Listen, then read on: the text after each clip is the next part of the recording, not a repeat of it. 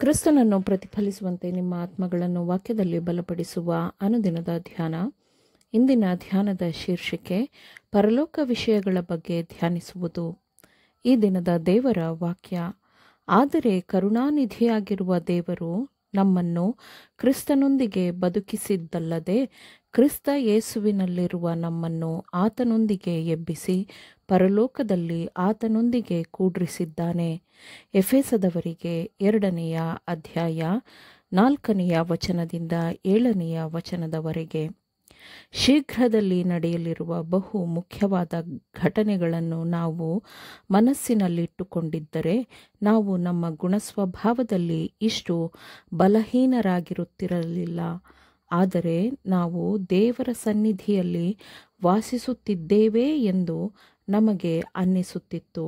ಮತ್ತು ಬಿಡಿರಿ, ನಾನೇ ದೇವರು, ಲೋಕದ ಸಮಸ್ತ ಜನಗಳಿಗೂ ಸರ್ವಾಧಿಪತಿಯು ನಾನೇ ಎಂದು ತಿಳಿದುಕೊಳ್ಳಿರಿ ಎಂಬ ಆಜ್ಞೆಯನ್ನು ಆಶ್ಚರ್ಯಕರವಾಗಿ ಪಾಲಿಸಬೇಕು ಎಂದು ಎನಿಸುತ್ತಿತ್ತು. ಅಯ್ಯೋ, ನಮ್ಮ ರಕ್ಷಕನ ಕೆಲಸ ಮತ್ತು ಆತನ ಮಧ್ಯಸ್ಥಿಕೆಯ ಕೆಲಸದ ಪೂರ್ಣವಾದ ಮೌಲ್ಯವನ್ನು ನಾವು ಯಾವಾಗ ಅರಿತುಕೊಳ್ಳುತ್ತೇವೆ? ನಾವು ಯಾವಾಗ ಪೂರ್ಣ ವಿಶ್ವಾಸದಿಂದ ಆತನ ಮೇಲೆ ಅವಲಂಬಿತರಾಗುತ್ತೇವೆ? ಮತ್ತು ಯಾವಾಗ ನಾವು ಉದಾತ್ತವಾದ, ಶುದ್ಧವಾದ ಮತ್ತು ಸಮರ್ಪಿತ ಜೀವನವನ್ನು ಜೀವಿಸುತ್ತೇವೆ? ನಾವು ಕ್ರಿಸ್ತನ ಸದ್ಗುಣದಿಂದ ಪರಿಶುದ್ಧಗೊಳಿಸಲ್ಪಟ್ಟಾಗ ಮತ್ತು ಪ್ರೇರೇಪಿಸಲ್ಪಟ್ಟಾಗ ನಮ್ಮ ಆಲೋಚನೆಗಳು ಯಾವ ಎತ್ತರವನ್ನು ತಲುಪಬಹುದು ಅಲ್ಲವೇ? ಮುಂದಿನ ಶಾಶ್ವತ ಲೋಕದ ಮಹಿಮೆಗಳಲ್ಲಿ ನಾವು ಪಾಲನ್ನು ಪಡೆಯಬಹುದಲ್ಲವೇ? ಅದೃಶ್ಯನಾಗಿರುವ ಆತನನ್ನು ನಾವು ನೋಡುತ್ತಿರುವಂತೆ ಜೀವಿಸಬಹುದು. ನಮ್ಮ ದೃಷ್ಟಿಯಿಂದಲ್ಲ, ನಾವು ನಂಬಿಕೆಯಿಂದ ಹಾಗೆ ನಡೆದುಕೊಳ್ಳಬಹುದು, ಜೀವಿಸಬಹುದು. ನಾವು ಕ್ರಿಸ್ತನಿಗೆ ಏನಾಗಿದ್ದೇವೆ ಮತ್ತು ಆತನು ನಮಗೆ ಏನಾಗಿದ್ದಾನೆ ಎಂಬುದನ್ನು ನಾವು ಸತ್ಯವೇದದ ಅಧ್ಯಯನದ ಮೂಲಕ, ಅದನ್ನು ಹುಡುಕುವ ಮೂಲಕ ಅರ್ಥ ಮಾಡಿಕೊಳ್ಳಬಹುದು. ಆತನನ್ನು ನೋಡುವ ಮೂಲಕ ನಾವು ಆತನ ಸ್ವರೂಪದಂತೆ ಆಗಬಹುದು, ಆತನೊಂದಿಗೆ ಸಹಕೆಲಸಗಾರರಾಗಬಹುದು ಮತ್ತು ನಮ್ಮ ಜೀವನ ಮತ್ತು ನಮ್ಮ ಗುಣಸ್ವಭಾವದ ಮೂಲಕ ಆತನ ಪ್ರತಿನಿಧಿಗಳಾಗಬಹುದು. ದೇವರನ್ನು ಎಲ್ಲದಕ್ಕಿಂತಲೂ ಹೆಚ್ಚಾಗಿ ಪ್ರೀತಿಸುತ್ತಾ, ನಮ್ಮ ನೆರೆಯವರನ್ನು ನಮ್ಮಂತೆಯೇ ಪ್ರೀತಿಸುತ್ತಾ ನಾವು ದೇವರ ಪುತ್ರರು, ಪುತ್ರಿಯರಂತೆ ಜೀವಿಸಬೇಕು ಎಂದು ಅರ್ಥ ಮಾಡಿಕೊಳ್ಳಲು ಕಲಿಯಬೇಕು. ನಾವು ಕ್ರಿಸ್ತನ ಸಲುವಾಗಿ ಶುದ್ಧವಾದ, ಪರಿಪೂರ್ಣವಾದ ಜೀವನವನ್ನು ನಡೆಸಬೇಕು.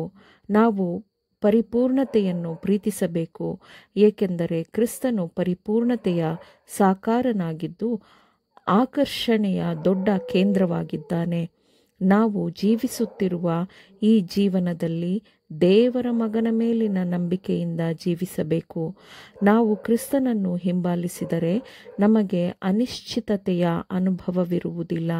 ಸಂದರ್ಭಗಳ ಮತ್ತು ಸುತ್ತಮುತ್ತಲಿನ ಪ್ರಭಾವಗಳಿಂದ ನಾವು ವಿಚಲಿತರಾಗುವುದಿಲ್ಲ. ಭಾವನೆಗಳು ನಮ್ಮನ್ನು ಆಳಲು ನಾವು ಬಿಡಬಾರದು. ಮತ್ತು ಕೋಪ, ಅಸೂಯೆ, ತಪ್ಪು ಹುಡುಕುವಿಕೆ, ಹೊಟ್ಟೆಕಿಚ್ಚು ಮತ್ತು ವ್ಯರ್ಥ ವಿಷಯಗಳಲ್ಲೇ ಕಾಲ ಕಳೆಯಬಾರದು. ಈ ವಿಷಯಗಳಲ್ಲಿ ತೊಡಗಿಸಿಕೊಂಡಾಗ ಅದು ನಮ್ಮನ್ನು ಕ್ರಿಸ್ತನೊಂದಿಗಿನ ಸಾಮರಸ್ಯದ ಜೀವನದಿಂದ ದೂರ ಮಾಡುತ್ತದೆ ಮತ್ತು ಅದು ನಮ್ಮನ್ನು ಜಯಶಾಲಿಗಳಾಗದಂತೆ ತಡೆಯುತ್ತದೆ. ದೈನಂದಿನ ಜಯಗಳನ್ನು ಗೆಲ್ಲುವ ಉದಾತ್ತ ಉದ್ದೇಶದಿಂದ ನಾವು ಪ್ರೇರೇಪಿಸಲ್ಪಡಬೇಕು ಮತ್ತು ಎಚ್ಚರವಾಗಿದ್ದು ಪ್ರಾಮಾಣಿಕವಾದ ಪ್ರಾರ್ಥನೆಯಿಂದ ಸ್ವಾರ್ಥ ನಿಯಂತ್ರಣವನ್ನು ಸಾಧಿಸಬೇಕು. ನಮ್ಮ ಮೇಲೆ ಸಣ್ಣ ಪುಟ್ಟ ಶೋಧನೆಗಳು ಬಂದಾಗ ಮತ್ತು ಆತ್ಮವನ್ನು ಒಡೆಯುವ, ಜಜ್ಜುವ ಮಾತುಗಳನ್ನು ನಾವು ಕೇಳುವಾಗ, ನಾನು ದೇವರ ಮಗನಾಗಿದ್ದೇನೆ, ಯೇಸು ಕ್ರಿಸ್ತನೊಂದಿಗೆ ಪಾಲುಗಾರನೂ ಪರಲೋಕದೊಂದಿಗಿನ ಕೆಲಸಗಾರನೂ ಆಗಿದ್ದೇನೆ, ನಾನು ಸುಲಭವಾಗಿ ಮನಸ್ಸನ್ನು ನೋಯಿಸಿಕೊಳ್ಳುವ ಅವಶ್ಯವಿಲ್ಲ, ಏಕೆಂದರೆ ಇದು ವಿಕೃತವಾದ ಗುಣಸ್ವಭಾವವನ್ನು ಉಂಟುಮಾಡುತ್ತದೆ. ಯಾವಾಗಲೂ ನಾನು ನನ್ನ ಸ್ವಾರ್ಥದ ಬಗ್ಗೆ ಯೋಚಿಸಲು ಸಾಧ್ಯವಿಲ್ಲ. ಉದಾತ್ತವಾದ ಕೆಲಸದ ಕರೆಗೆ ಇದು ಅನರ್ಹವಾಗಿದೆ. ನನ್ನ ಪರಲೋಕ ತಂದೆಯು ನನಗೆ ಒಂದು ಕೆಲಸವನ್ನು ಕೊಟ್ಟಿದ್ದಾನೆ ಮತ್ತು ಆತನ ಹೆಸರಿನ ನಿಮಿತ್ತ ಅದನ್ನು ಯೋಗ್ಯ ರೀತಿಯಲ್ಲಿ ನಾನು ಮಾಡಬೇಕು ಎಂದು ನಾವೇ ಹೇಳಿಕೊಳ್ಳಬೇಕು. ನಾವು ಯೇಸುಕ್ರಿಸ್ತನ ಗುಣಸ್ವಭಾವದ ಶ್ರೇಷ್ಠತೆಯನ್ನು ಶ್ರದ್ಧೆಯಿಂದ ಯಾವಾಗಲೂ ಪರಿಗಣಿಸಬೇಕು. ಇದರಿಂದ ನಾವು ಆತನ ಆಶೀರ್ವಾದಗಳನ್ನು ಹೊಂದಿಕೊಳ್ಳಬಹುದು ಮತ್ತು ಆತನ ಮಾರ್ಗದಲ್ಲಿ, ಆತನ ಹೆಜ್ಜೆಯ ಜಾಡಿನಲ್ಲಿ ಮನುಷ್ಯರನ್ನು ನಡೆಸಬಹುದು. ಆಮೇನ್. ದೇವರ ವಾಕ್ಯಗಳನ್ನು ಶ್ರದ್ಧೆಯಿಂದ ಆಲಿಸುವವರು ಮಾತ್ರವೇ ಆಗಿರದೆ ಪಾಲಿಸುವವರೂ ಆಗಬೇಕೆಂದು ನಿಮ್ಮನ್ನು ಉತ್ತೇಜಿಸುತ್ತೇನೆ. ಪರಿಶುದ್ಧಾತ್ಮನ ಸಹಾಯದಿಂದ ಆಲಿಸಿದ ನಿಮ್ಮೆಲ್ಲರಿಗೂ ಧನ್ಯವಾದಗಳು. ಮತ್ತೆ ದೈನಂದಿನ ಧ್ಯಾನಕ್ಕಾಗಿ ನಾಳೆ ಸಂಧಿಸೋಣ. ಆಮೇನ್.